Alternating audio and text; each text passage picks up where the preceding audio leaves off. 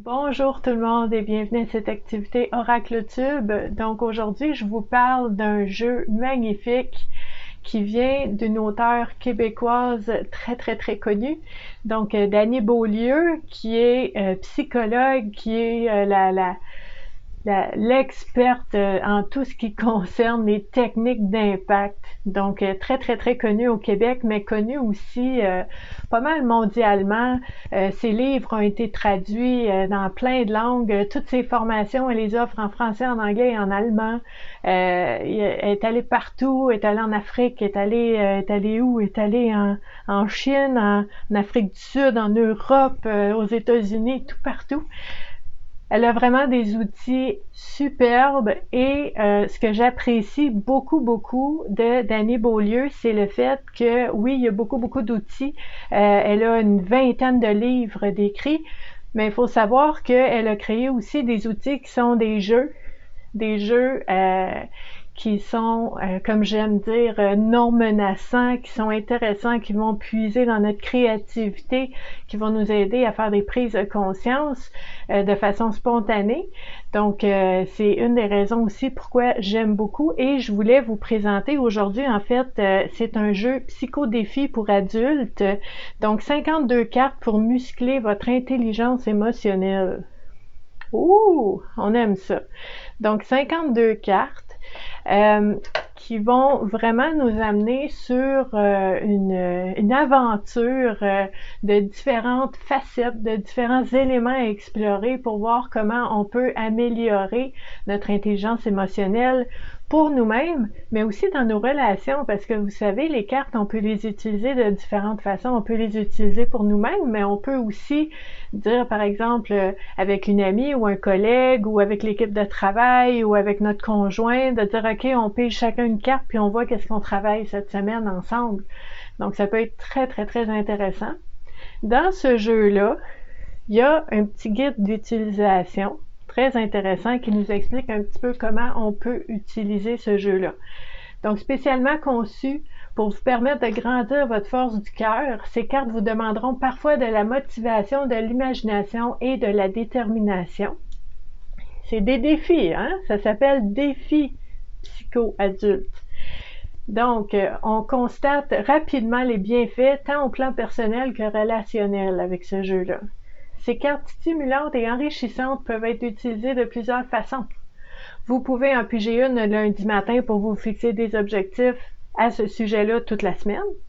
Vous pourriez aussi l'utiliser en couple ou en famille, donc pour voir différents éléments qu'on peut travailler. On peut se lancer des défis un puis l'autre, comme ça, en pigeant des cartes. Et on peut même les utiliser au travail, avec notre équipe de travail. La complicité entre collègues, ça peut être très intéressant. Il faut savoir que dans ce jeu-là, tous les défis ne sont pas de la même nature. Il y en a peut-être des défis qui sont un peu plus simples. Il y a d'autres défis qui sont un petit peu plus croquants, un peu plus ardus. C'est correct, il y en a un petit peu de tout, donc du facile, moyen et vraiment des gros défis aussi. C'est correct parce que c'est comme ça qu'on arrive à travailler sur différents sujets, cette fois-ci sur notre intelligence émotionnelle. Donc, c'est pas toujours le même degré de difficulté qu'on nous dit ici. De plus, certains défis sont plus pragmatiques et visent l'amélioration de certains comportements très précis et d'autres défis vont vraiment y aller de façon plus globale. Donc, on a vraiment un petit peu de tout. Cet outil redoutablement efficace vous aidera à réaliser des projets importants et à développer une plus grande fierté. Au rythme d'une carte par semaine, voici donc les défis de la prochaine année, l'année qui aura changé votre vie. Oh, OK, on nous fait des belles promesses ici. En même temps, faut savoir, je dis souvent quand je fais l'activité Connais-toi toi-même tous les dimanches matins en utilisant les cartes, l'auteur a une façon d'utiliser ces cartes qu'il nous propose. Nous, ensuite, tu as les cartes à la maison, t'en fais ce que t'en veux. Hein? Donc, si tu préfères tirer une carte de temps en temps quand tu ressens le besoin, si tu préfères le faire avec ton ami ou en couple ou le faire toute seule pour toi-même ou l'amener au travail de temps en temps mais pas tout le temps, c'est correct aussi, on le fait comme on veut. Donc ça, c'est important de le mentionner. Dans ce jeu-là, il y a 52 cartes. Donc, d'un côté, il y a une thématique un petit peu générale et de l'autre côté, on nous propose des réflexions sur cette thématique-là.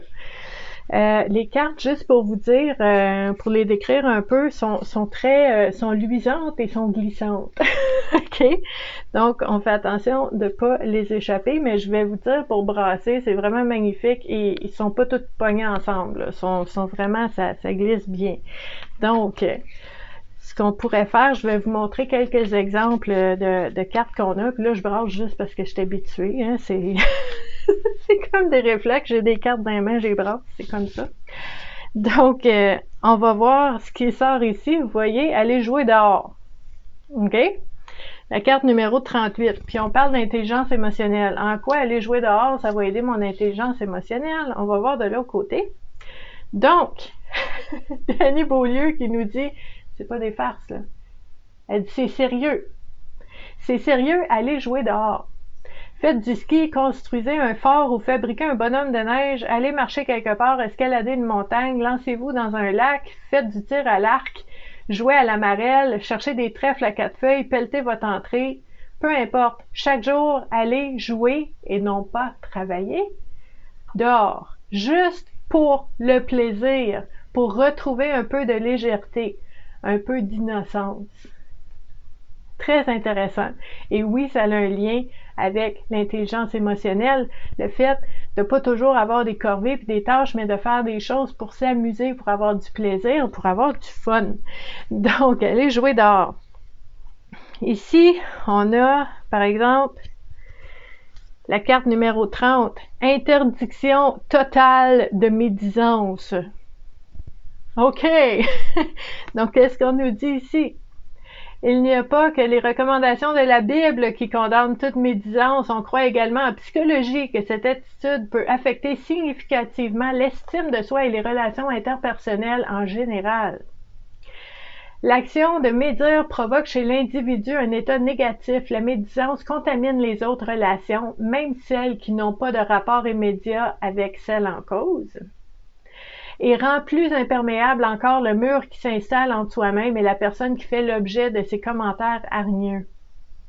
Évitez de médire, que ce soit avec d'autres personnes ou seul avec vous-même dans votre tête.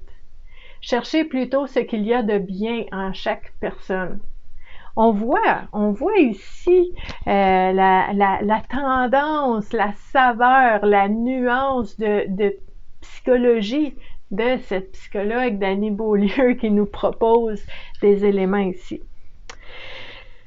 Donc, on a la carte, par exemple, 41, qui nous dit « Prenez congé des problèmes du passé juste pour une semaine », en parenthèse.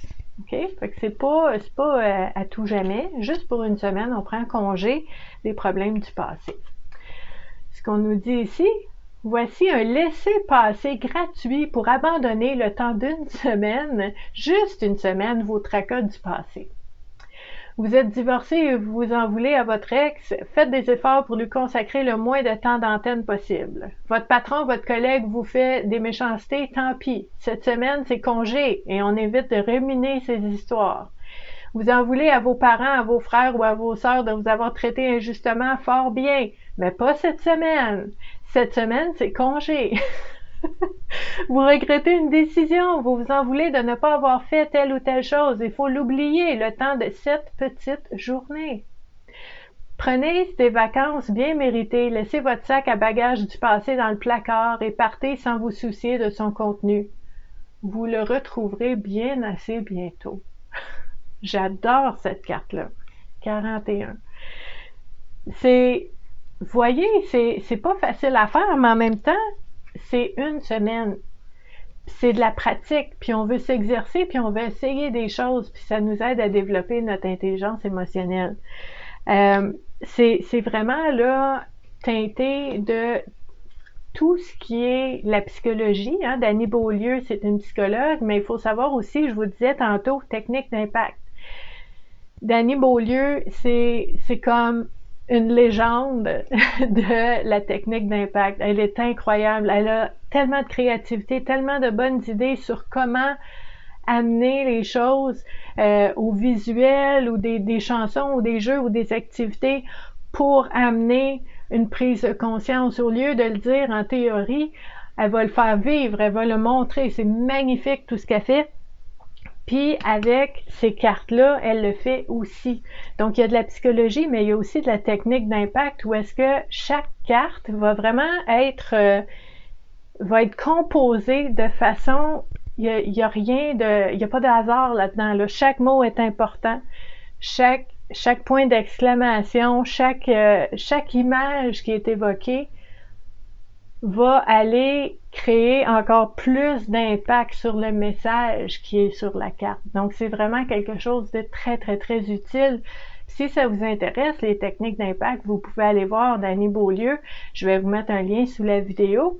C'est bon pour les enfants, c'est bon pour les jeunes, c'est bon pour les adultes, les hommes, les femmes, c'est bon pour les aînés, c'est bon pour tout le monde, les techniques d'impact. Parce que des fois, on va lire quelque chose, on va entendre quelque chose, l'information rentre, la théorie est rentrée, mais on a de la misère à faire le lien, puis à l'incarner, puis à vraiment le comprendre, mais dans tout son être, puis de mettre quelque chose en action pour que ça puisse prendre vie dans notre vie. Mais la technique d'impact, c'est ça qui manque des fois, puis c'est ça que Dany Beaulieu, elle a à 100 000 à l'heure, à 1200%. OK? Je peux pas vous le dire assez. C'est vraiment légendaire ce qu'elle peut trouver comme image, comme façon d'apporter les choses pour que vraiment ça connecte puis ça rentre, là, est vraiment très, très bonne. Donc, imaginez ces cartes-là, ça marche en titi. Donc, la carte 32, donnez-vous une autre chance. Combien de chances donneriez-vous à un enfant pour qu'il apprenne à marcher? 2, 5, 20. Lui diriez-vous, ça va maintenant, tu as assez essayé, ne perds plus de temps avec ça. Bien sûr que non. Vous donneriez à cet enfant autant de chances qu'il lui en faudrait pour apprendre à marcher. Malheureusement, les adultes ne fonctionnent pas de cette manière. Après avoir essayé une ou deux fois, ils laissent tomber sous prétexte qu'ils ne sont pas bons. Des gens deviennent amoureux une première puis une deuxième fois, ils en ressortent blessés puis se promettent de ne plus jamais aimer personne. Ils étaient mauvais à l'école dans une matière donnée et refusent d'y retoucher sous prétexte qu'ils ont déjà essayé sans pouvoir réussir. Donnez-vous une autre chance et encore une autre dans ce que vous voudrez, mais réessayez toujours.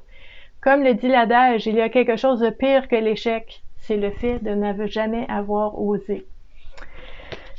Puis je trouve ça beau quand Dany Beaulieu nous dit il y a 52 cartes, une par semaine, ben ça nous donne le temps.